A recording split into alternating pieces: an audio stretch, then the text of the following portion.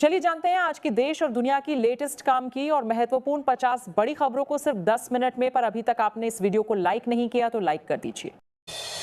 Petroleum मंत्रालय की संयुक्त सचिव सुजाता शर्मा ने बताया कि देश में ऊर्जा आपूर्ति स्थिति तेजी से सामान्य हो रही है। व्यावसायिक एलपीजी की आपूर्ति करीब 70% तक बहाल हो चुकी है। पश्चिम एशिया में तनाव और आपूर्ति श्रृंखला में बाधा के कारण मार्च में भारत में एलपीजी की खपत लगभग 13% घटकर 23 लाख टन रह गई और घरेलू आपूर्ति में भी 8.1% की गिरावट दर्ज हुई। आम आदमी पार्टी को बड़ा झटका लगा है। राघव चड्ढा की अगुवाई में राज्यसभा के 2/3 यानी 10 में से 7 सांसदों ने बीजेपी में विलय कर लिया। राघव चड्ढा ने पार्टी छोड़ते हुए केजरीवाल पर गंभीर आरोप लगाए। उन्होंने कहा कि उन्होंने पार्टी को 15 साल दिए, लेकिन केजरीवाल ने सियासी फायदे के लिए इसका गलत इस्तेमाल किया और अब पार्टी गलत लोगों के हाथ में चली गई है। स्वाति मालीवाल ने पार्टी छोड़ने पर पोस्ट कर लिखा और अरविंद केजरीवाल को घेरा। उन्होंने आरोप लगाया कि अरविंद केजरीवाल और आप अपने आदर्शों से भटक चुके हैं। आपके साथ राज्यसभा सांसदों के भाजपा में जाने पर पंजाब के सीएम भगवंत मान ने कड़ी प्रतिक्रिया दी। मान ने कहा कि ये पंजाब की इमेज खराब करने की कोशिश है और बीजेपी के पास अपना कुछ नहीं है, पंजाब में कोई चेहरा नहीं है। इस बड़े राजनीतिक झटके के बाद आम आदमी पार्टी ने बीजेपी पर तीखा हमला बोला। केजरीवाल ने कहा कि बीजेपी ने फिर से पंजाबियों को धोखा दिया है। आप सांसद संजय सिंह ने ऑपरेशन लोटस का आरोप लगाते हुए कहा कि ईडी और सीबीआई के डर से पार्टी को तोड़ा गया। इसी बीच विक्रम मजीठिया ने दावा किया कि जल्द ही पंजाब के मुख्यमंत्री भगवंत मान भी बीजेपी में शामिल हो सकते हैं। ईरान को लेकर डोनाल्ड ट्रंप ने कहा कि कोई भी डील अमेरिका के हित में ही होगी और इस मामले में कोई जल्दबाजी नहीं की जाएगी। उन्होंने यह भी स्पष्ट किया कि अमेरिका परमाणु हथियारों के इस्तेमाल की दिशा में नहीं बढ़ रहा है। बंगाल चुनाव के बीच दिल्ली की सियासत गर्मा गई है। राज्यसभा में 73 विपक्षी सांसदों ने मुख्य चुनाव आयुक्त ज्ञानेश कुमार को हटाने की मांग की है। विपक्ष ने चुनाव आयुक्त पर पद के दुरुपयोग का आरोप लगाया है।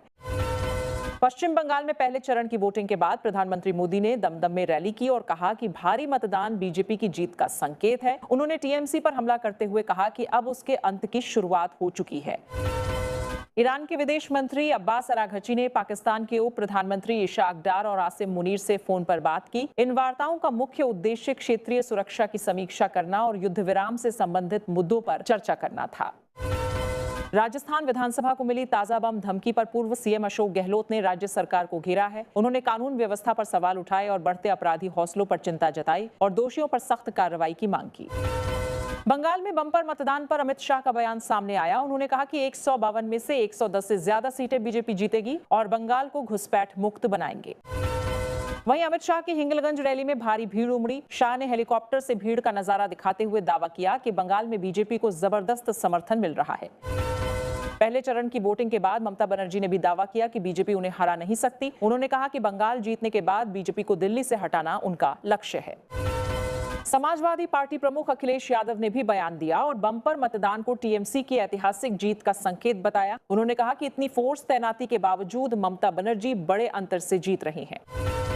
बंगाल में पहले चरण की बम्पर वोटिंग पर अमित शाह ने बड़ा दावा किया है। उन्होंने कहा कि ये वोटिंग बदलाव के लिए हुई है और इस बार सारे रिकॉर्ड टूट गए हैं।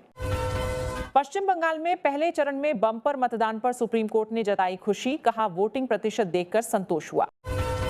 पश्चिम बंगाल में एसआईआर से जुड़ी याचिका पर सुप्रीम कोर्ट ने सुनवाई से इनकार कर दिया है। कोर्ट ने कहा कि याचिकाकर्ता पहले अपीलीय ट्रिब्यूनल का रुख करें। ईरान युद्ध के चलते तेल की कीमतों में आए उछाल को रोकने के लिए ट्रंप ने जोन्स एक्ट में 90 दिनों की अतिरिक्त छूट दी। दावा किया जा रहा है कि इस कदम से विदेशी जहाजों की मदद से अमेरिका में ईंधन की आपूर्ति तेज होगी और बाजार में स्थिरता आएगी।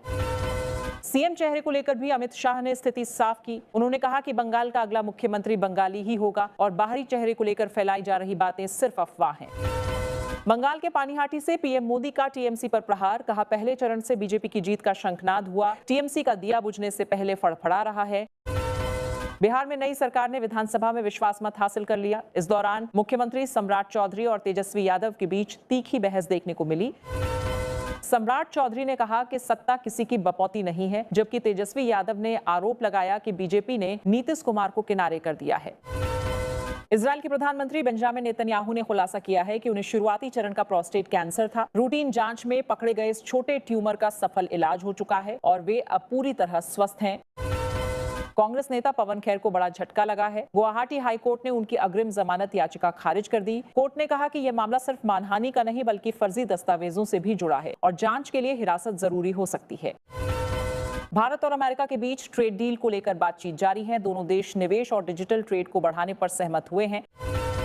अंतर्राष्ट्रीय स्तर पर डोनाल्ड ट्रंप ने जानकारी दी कि इजरायल और लेबनान के बीच सीज फायर 3 हफ्तों के लिए बढ़ा दिया गया है। उन्होंने कहा कि दोनों देशों के प्रतिनिधियों के बीच सकारात्मक बातचीत के बाद यह फैसला लिया गया। यूपी के बहराइच में प्रशासन ने अतिक्रमण के खिलाफ बड़ी कार्रवाई की। इसके तहत कई अवैध दुकानों पर बुलडोजर चलाया गया।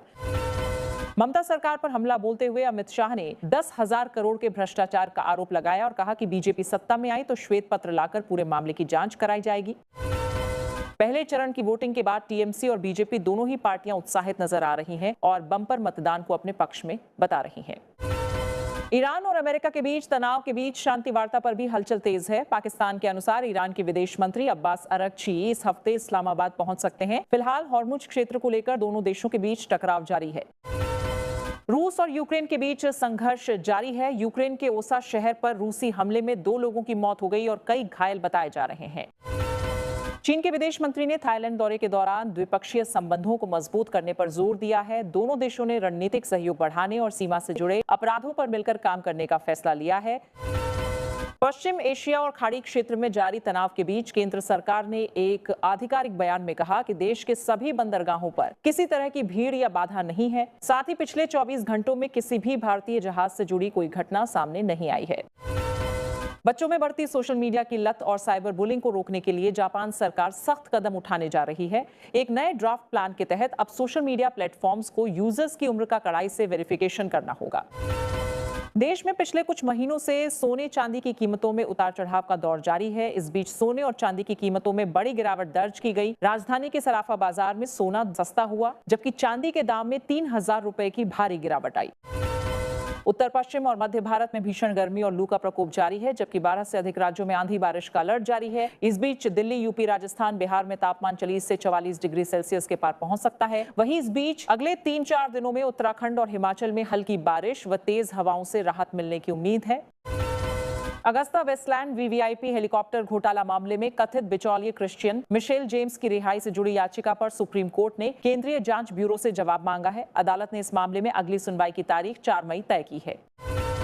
असम की एक अदालत ने 2 लोगों की पीट कर हत्या के मामले में 8 साल बाद 20 लोगों को आजीवन कारावास की सजा सुनाई है। बता दें कि बच्चों के अपहरण के शक में करीब 48 लोगों ने 2 व्यक्तियों को पीट कर मौत के घाट उतार दिया था। दिल्ली के नजफगढ़ में प्रतिबंधित दवाओं के गोदाम पर छापा मारकर भारी मात्रा में स्टेरॉयड और एक्सपायर्ड सप्लीमेंट बरामद किए गए हैं। वहीं बुलंदशहर में पुलिस ने एक पाकिस्तानी नागरिक को गिरफ्तार किया है, जो पिछले कई सालों से फर्जी पहचान के साथ रह रहा था। दिल्ली में एक सनसनीखेज मामले में पुलिस ने रेप और हत्या के आरोपी से लूटी गई ज्वेलरी और कैश बरामद कर लिया है। आरोपी ने पूछताछ में कई वारदात कबूल की हैं।